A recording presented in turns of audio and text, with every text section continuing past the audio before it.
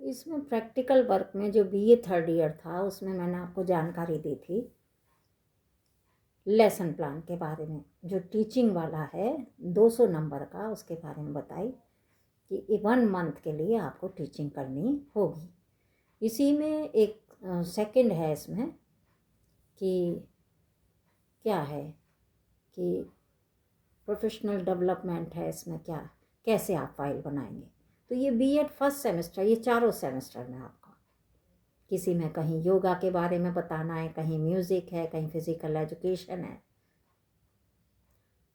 कहीं craft activity है। तो ये चारों सेमेस्टर में, तो इसमें भी है। लेकिन फ़ाइल कैसे बनाएं, फ़ाइल ये है, फ़ाइल बनाने में आपको जैसे आप सबसे पहले परिचय दे दें, क्या इंट्रोडक्शन है, क्या भूमिका है इसमें, फिर क्या उसका अर्थ है, ये सैद्धांतिक पक्ष इसमें लिख सकते हो, क्या मीनिंग है, क्या डेफिनेशन है, परिभाषाएं कुछ दे सकते हो। नेचर ऑफ क्राफ्ट स्किल, मान लीजिए क्राफ्ट के बारे में बना रहे हैं तो क्या क्राफ्ट की प्रकृति है, कौन से कौशल हैं, अप्रोचेज, फिर नेक्स्ट अप्रोचेज ऑफ क्राफ्ट इसके बारे में बता सकते हो। फिर टाइप्स ऑफ क्राफ्ट, क्राफ्ट के कौन कौन से प्रकार हैं, है ना। तो इसके बारे में आप सैद्धांतिक पक्ष पर लिख सकते हो। ये सब मैटर मिल जाएगा डिटेल में, बाद में आपको मैं फाइल बता दूँगी, है ना। डेकोरेटिव है, फैशन डिज़ाइनिंग है, पेपर, है ना। तो ये सब अलग अलग है। Importance of art and craft in education, craft का शिक्षा में क्या महत्व है, ये जानकारी आप सैद्धांतिक पक्ष इसमें दे सकते हो। क्या क्राफ्ट के लाभ हैं, बेनिफिट्स ऑफ क्राफ्ट, क्या इसके लाभ हैं, इसके बारे में बता सकते हो, है ना। फिर उसमें प्रैक्टिकल आप क्या है, क्या आप सीखोगे, क्या आप उसमें कर रहे हो, क्रियात्मक जो पक्ष है प्रैक्टिकल एस्पेक्ट में, क्या craft, wall hanging, material use in craft method है, निष्कर्ष है, कंक्लूजन है, ये सब बता सकते हो उसमें। तो एक ये है प्रैक्टिकल वर्क। दूसरा इसमें आता है जो सबसे इम्पोर्टेंट है, इसमें भी ग्रेड दिया जाएगा, ABCD कोई सा भी ग्रेड है, इंटरनल ग्रेड है इसमें। बस ये कि आपको ये सब सीखना है, जो आप आगे जाके जब कहीं टीचर बनेंगे तो बच्चों को सिखाएंगे, ये सब जानकारी आपको होनी चाहिए। इसके बाद एक प्रैक्टिकल वर्क है आपका एक्शन रिसर्च, इट्स रिपोर्ट। तो क्या कि एक्शन रिसर्च में क्या बता सकते हो कि क्रियात्मक अनुसंधान किसे कहते हैं। एक तो रिसर्च है, वो वृहद रूप में होता है रिसर्च, शोध, और एक होता है एक्शन रिसर्च। तो एक्शन रिसर्च में जब हम टीचिंग करते हैं तो टीचिंग करते वक्त आप बच्चों देखते होंगे कि अलग अलग तरह के बच्चों की समस्या होती है। कोई बच्चे शैतानी बहुत करते हैं, कोई बच्चे बहुत इनडिसिप्लिन्ड होते हैं, अनुशासन नाम की चीज़ नहीं होती। बहुत से बच्चे हैं कि उनका उच्चारण दोष होता है, बहुत से बच्चे हैं जब पढ़ते हैं स्पेलिंग मिस्टेक बहुत करते हैं, लिखते हैं, बोलते वक्त भी, है ना। पढ़ाई में कुछ बच्चे ध्यान नहीं देते, किसी बच्चे हैं उनकी राइटिंग बहुत ख़राब है। तो ये क्रियात्मक अनुसंधान की एक समस्या, एक समस्या लेके उस पर हम रिसर्च करते हैं, तो उसे हम क्रियात्मक अनुसंधान कहते हैं।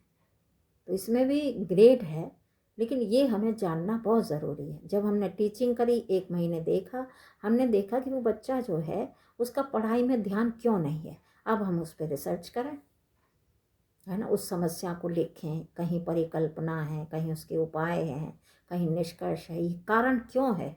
अब उस कारण को जानें कि वो बच्चा पढ़ाई लिखाई में ध्यान क्यों नहीं देता, कहीं ऐसा तो नहीं कि इसके पीछे कोई पारिवारिक कारण हो, कहीं उसकी आर्थिक समस्या हो, कहीं सामाजिक समस्या हो, कहीं उसके बच्चे परिवार में कहीं पैसे का अभाव हो, कहीं भाई बहन ज़्यादा हो, कहीं झगड़ा रहता हो, कहीं वो मानसिक और शारीरिक रूप से कहीं बीमार तो नहीं। तो ये सब कारण है। जब हम कारण जानेंगे, उसकी फाइल बनाएं, उससे पर्सनली जो है उससे संपर्क रखें, उससे पूछें, तो ये एक शोध है, एक छोटी समस्या का निराकरण, है ना, उसका करना। तो उस पर शोध कीजिए, ऐसा क्यों है, क्यों बच्चों का उच्चारण दोष है।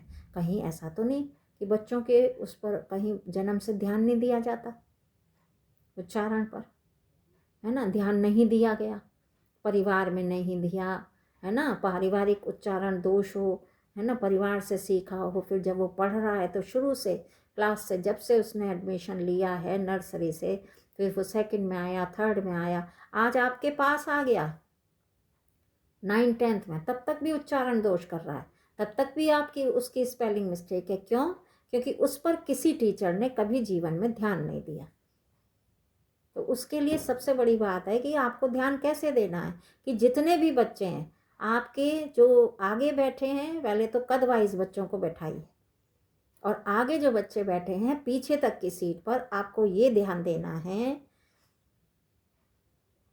कि किस बच्चे का उच्चारण दोष है। अगर वो उच्चारण दोष है तो वो सब बच्चों को बनाना है आपको।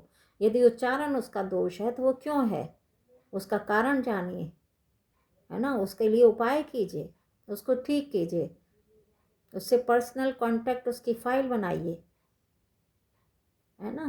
वो क्यों स्पेलिंग मिस्टेक करा है? क्योंकि उस पर ध्यान नहीं दिया। बहुत से टीचर्स क्या होते हैं, बहुत से टीचर्स जो हैं वो कुछ ही बच्चों को जो है फोकस में रखते हैं। हाँ तुम बताओ पूजा, तुम बताओ पूजा, तुम बताओ।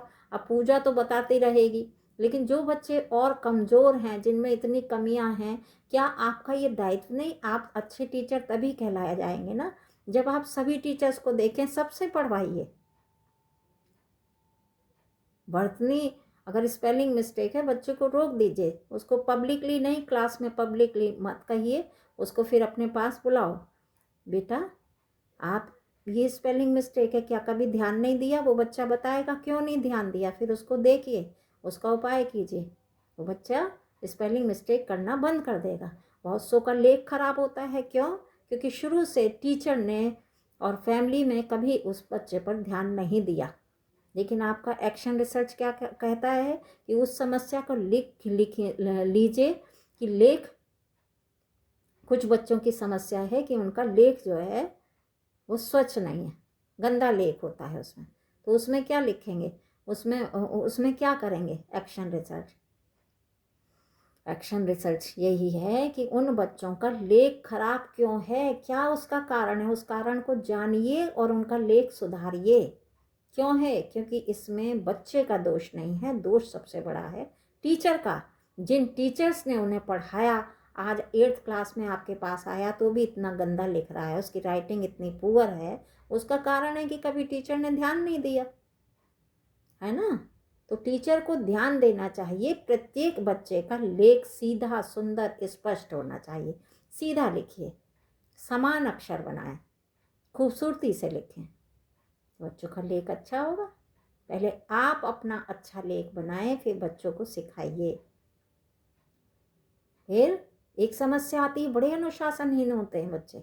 आप पढ़ा रहे हैं, भूलते जा रहे हैं, चिल्ला रहे हैं, है ना, चौक फेंक रहे हैं, कहीं किसी से शैतानी कर रहे हैं, कहीं उसे मारना, कहीं कुछ बच्चे क्या है, अनुशासनहीनता आपने देखी होगी। आप पढ़ा रहे हैं, मैम हम बताएं, मैम हम बताएं, मैम हम पानी पीने जाएं, मैम हम बाहर जाएं। क्यों? क्योंकि उस बच्चे को व्यक्तिगत पहचान चाहिए, और उस बच्चे को व्यक्तिगत पहचान आप दीजिए।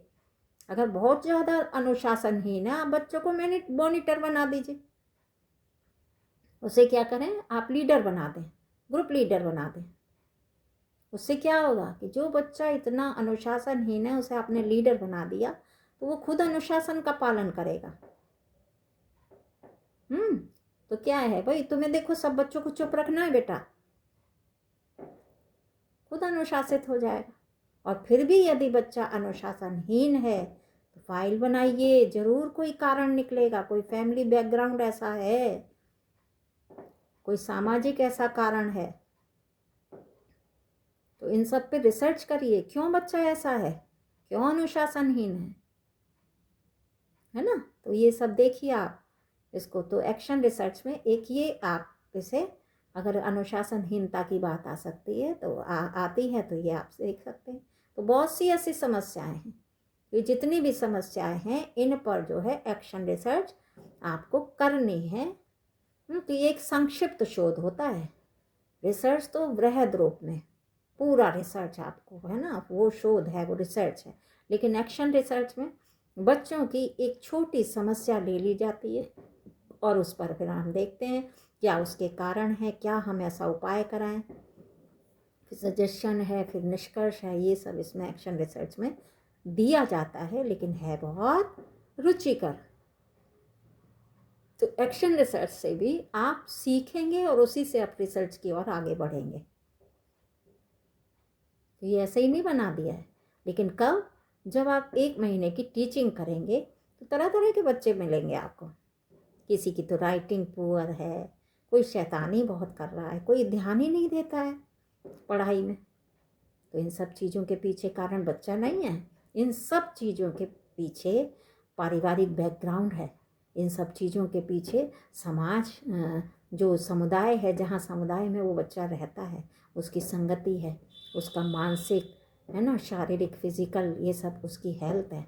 कहीं कोई ऐसी परेशानी तो नहीं बच्चे के साथ, कहीं आर्थिक अभाव तो नहीं है। तो इन सब चीज़ों के पीछे कोई ना कोई कारण जरूर निकलेगा जब बच्चों में ऐसी प्रॉब्लम होती हैं। और अगर आप एक अच्छे टीचर हैं तो ये आपकी विशेषता होनी चाहिए कि उन बच्चों को इन सब समस्याओं से मुक्त कराएं। कभी बच्चे आपको नहीं भूलेंगे। और अगर ये समस्याएं 8 तक, 9 तक, 10 तक यदि बच्चों में है तो उसका कारण क्या है? उसका कारण है कि बच्चों पर कभी फैमिली मेंबर ने या टीचर ने कभी ध्यान नहीं दिया। इस कारण से बच्चे ऐसे होते हैं। आपने कभी देखा होगा, एक जनरल समस्या होती है श की, समस्या को समस्या कह रहे हैं, प्रश्न को प्रश्न कह रहे हैं। क्यों? क्योंकि ध्यान ही नहीं दिया शुरू से। अरे उसको बताइए, सा सपेरा, शल्यम, सा में डिफरेंस दिखाते हैं, बताइए बच्चों को।